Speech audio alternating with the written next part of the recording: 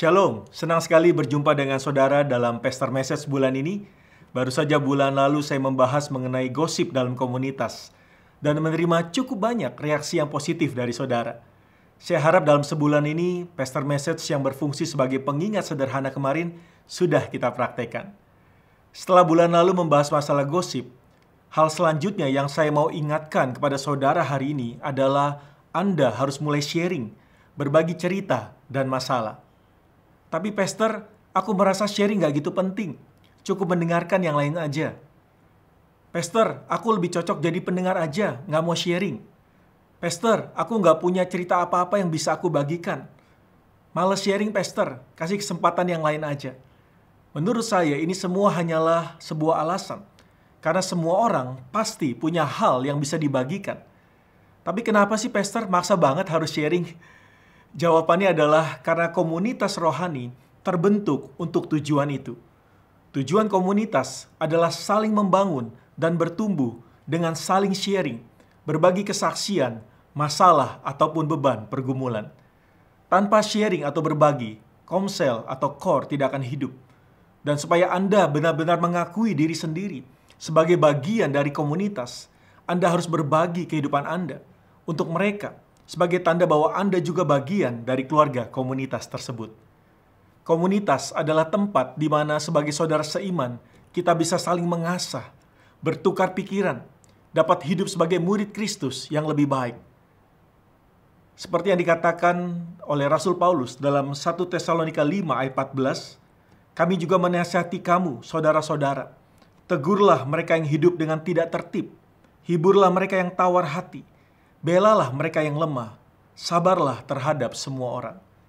Sudah tugasnya seorang saudara seiman untuk menasihati, menegur, menghibur, membela, dan berlaku sabar terhadap sesama.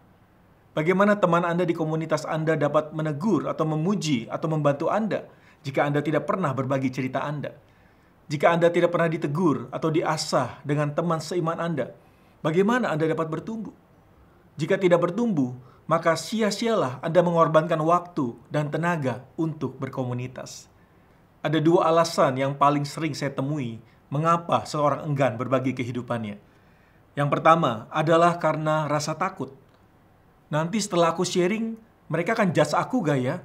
Nanti cara pandang mereka berubah lagi soal aku. Kalau mereka tahu masa laluku yang tidak baik, apakah mereka akan menjauhkanku? Ceritaku kayaknya gak menarik deh. Nanti pada bosen gimana ya? Hei, ingat, pandangan orang lain bukanlah masalah Anda. Kita tidak dapat memaksa cara pikir seseorang.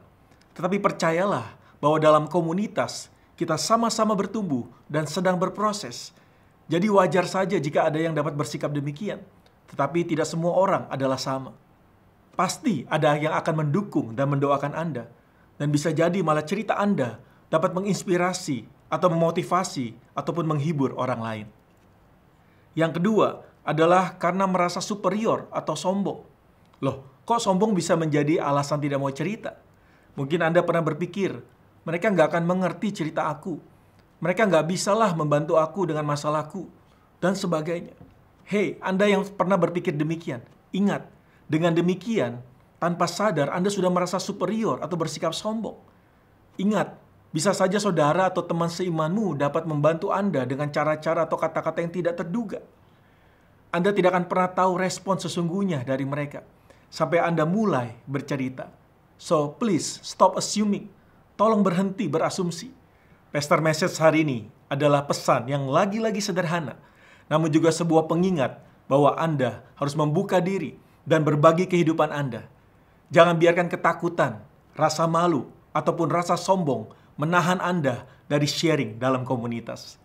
Bagi yang sudah lama tidak sharing, atau bagi yang belum pernah berbagi ceritanya dalam komunitas rohaninya, saya harap mulai hari ini Anda dapat membuka diri. Tuhan Yesus memberkati.